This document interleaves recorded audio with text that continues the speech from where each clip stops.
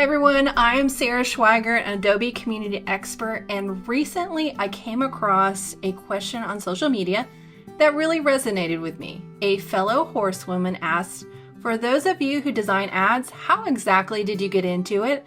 I have a web design background and I'm very handy with Photoshop and decent in Lightroom. Looking for ways to offset show expenses? Send all your tips and tricks, please. This is such a great inquiry, especially for those of us looking to combine our passions with our skills. Let's start by reviewing the general specifications for submitting ad materials. In this video, I'll be using Adobe InDesign to demonstrate how to properly set up your files using a sample ad.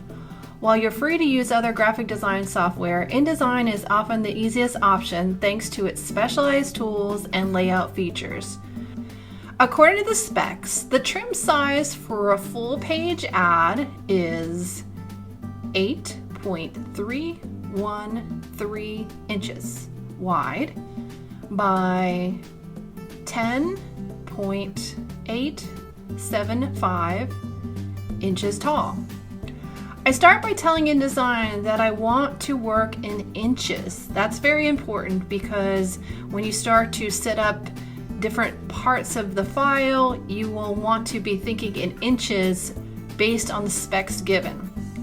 The orientation should be vertical since we are only creating one ad and we only need one page.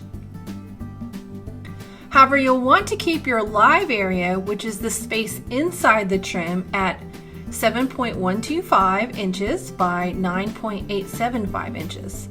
The live area is the safe zone inside the print layout where all important elements like text, logos, or key visuals should stay.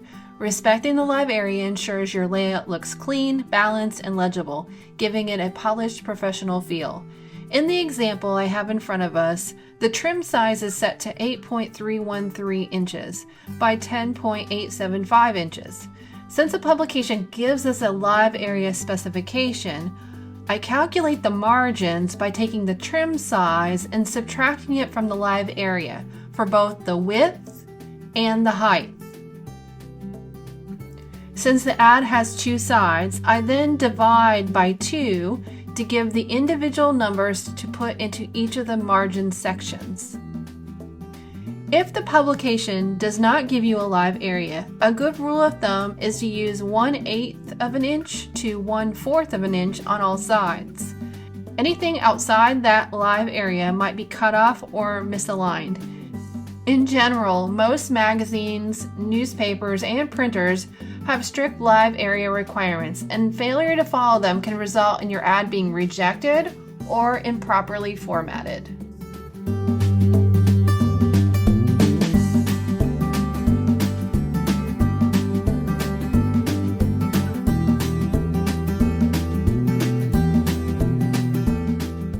Determining the bleed dimensions.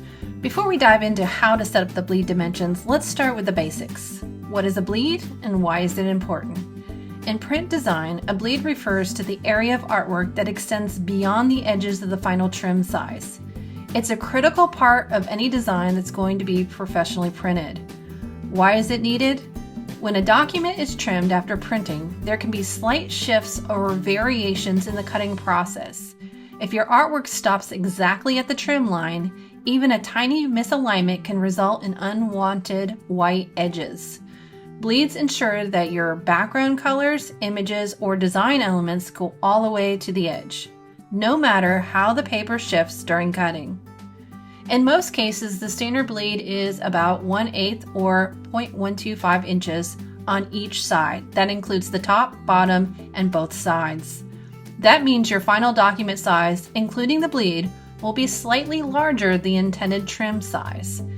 If you're only using Photoshop to build your ads and you're doing a full page ad, you'll want to set your Photoshop file document to the bleed size and not the trim size. Depending on the publication, fractional ads or smaller ads like half page and quarter page ads generally do not include bleeds, but check with your publication just to make sure. It's crucial to know that the color format should be in CMYK, which stands for cyan, magenta, yellow, and black.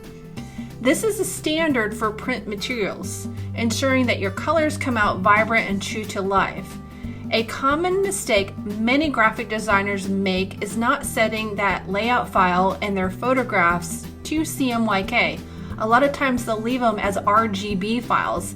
And although we look at our images on an RGB screen, when the files actually get printed, they are printed using percentages of cyan, magenta, yellow, and black. And so that's the reason why we have to make sure our photographs are changed to that.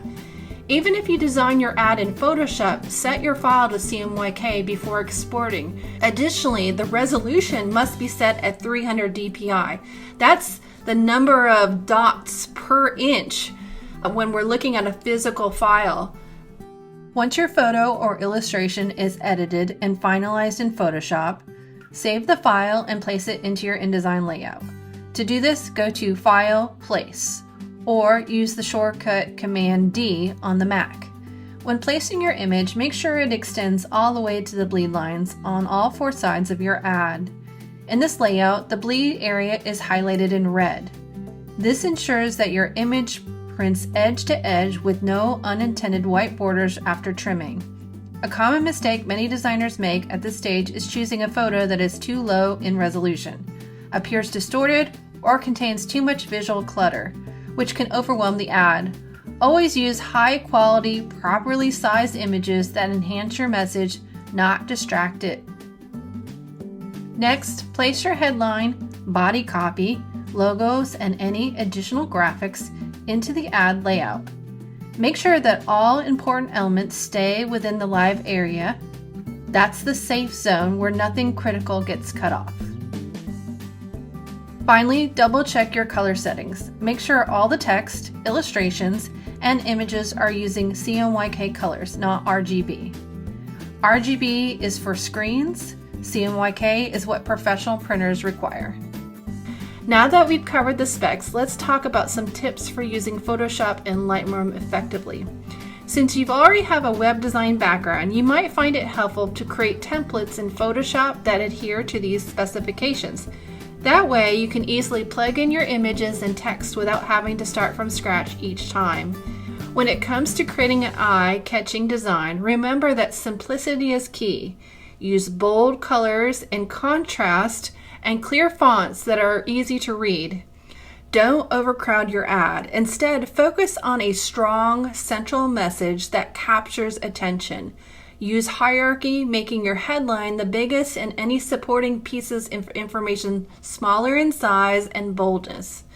This will help your reader understand your messaging and ultimately allow your ad to stand out in the competitive horse industry. Staying updated with design trends is essential in the ever-evolving world of advertising. Follow design blogs, subscribe to industry newsletters, and keep an eye on what successful ads in the horse industry look like. This will not only inspire your creativity, but also help you understand what resonates with your audience. Remember, trends can change quickly, so being adaptable is key.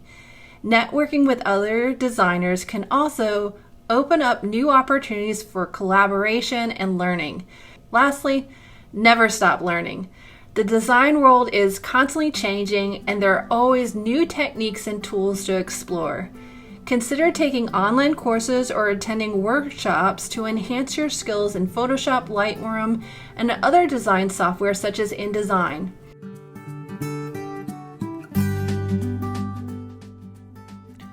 To export your final project, go to File, Export, and choose PDF. The media format should be either PDF, JPEG, or TIFF. Those are the most common export files that publications would like to receive. Make sure in each case these are set to press optimized, which just means that the file that you're preparing is designed for commercial printing presses. I also like to make sure I include the bleed information as well as the trim information. And in this final PDF, you can see both the trim and the bleed marks added to the final PDF. By understanding the specifications, utilizing the right tools, and continuously improving your craft, you can create stunning ads that resonate with your audience. So take the plunge, embrace the learning process, and don't hesitate to reach out for support from the community. Thanks for a great question. Keep them coming and happy designing. Until next time, take care.